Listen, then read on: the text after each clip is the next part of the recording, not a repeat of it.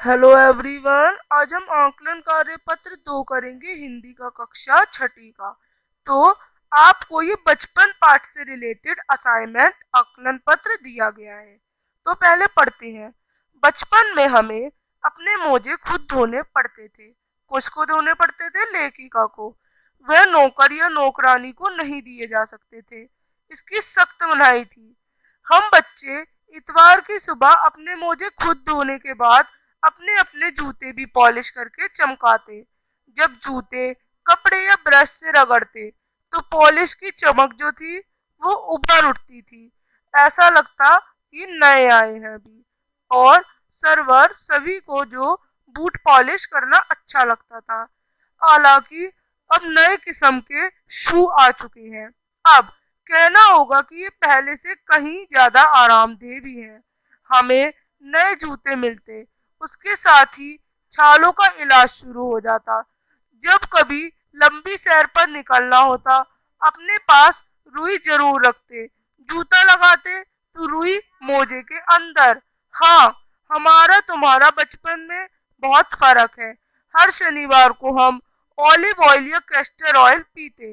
यह एक मुश्किल काम है। शनिवार की सुबह से ही नाक में इसकी गंध आ जाती। छोटे शीशे के गिलास जिन पर ठीक खुराक के लिए निशान पड़े थे, उन्होंने देखकर हमें उसमें पीना पड़ता, नाक बंद करके। मुझे आज भी लगता कि अगर हम ना भी पीते तो वह शनिवारी दवा जो थी, जो शनिवार को पिलाई जाती थी, वो हमारा कुछ ज्यादा नहीं बिगाड़ सकती थी। सेहत ठीक ही रहती।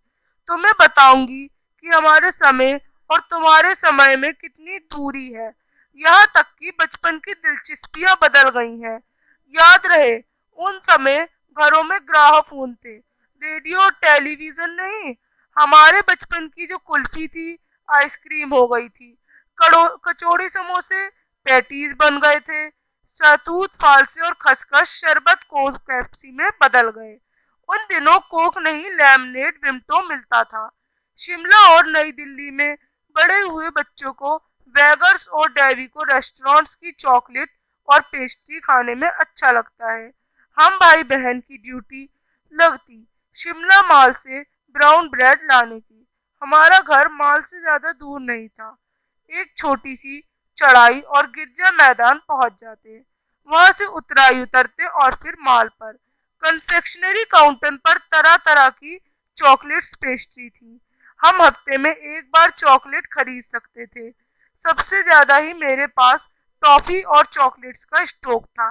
मैं चॉकलेट लेकर खड़े खड़े कभी नहीं खाती थी। घर लौटकर साइड बोर्ड पर रख देती और रात के खाने के बाद बिस्तर में लेटकर खाती। तो आपने ये लेखिका का अनुभव पढ़ा जब वो बचपन में थी, जब वो छोटी थी। अब क्वेश्चंस। पहला, रात शब्द का पर्यायवाची। रात्रि, रैन या रजनी। नासिका का तद्भव भाव शब्द होगा, नाक होगा। अब सुबह शब्द का समानार्थी शब्द क्या है? प्रातः, सवेरा या प्रभात। अच्छा शब्द का विलोम, बुरा।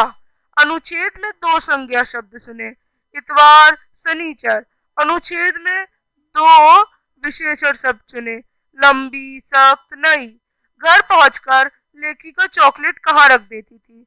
घर पहुंचकर लेखिका साइड बोर्ड पर चॉकलेट्स रख देती और बाद में बिस्तर में लेटकर मजे से खाती थी। आठवां प्रश्न है कि जो लेखिका के बचपन की कुल्फी किसमें बदली? लेखिका के बचपन की कुल्फी अब आइसक्रीम बन चुकी थी।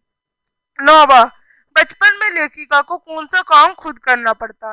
बचपन में लेखिका को अपने मोजे खुद धोने पड़ते अथवा जूते भी पॉलिश करने पड़ते। 10वां, लेखिका के बचपन की कोक पेप्सी की जगह किसने ले ली थी? तो हम लिखेंगे लेखिका के बचपन की कोक पेप्सी की जगह अब शहतूत फालसे और खसखस के शरबत में बदल गए थे। तो इस तरह से ये वर्कशीट हम करेंगे। अब हम मिलेंगे नेक्स्ट वर्कशीट असाइनमेंट के साथ। तब तक के लिए बाय।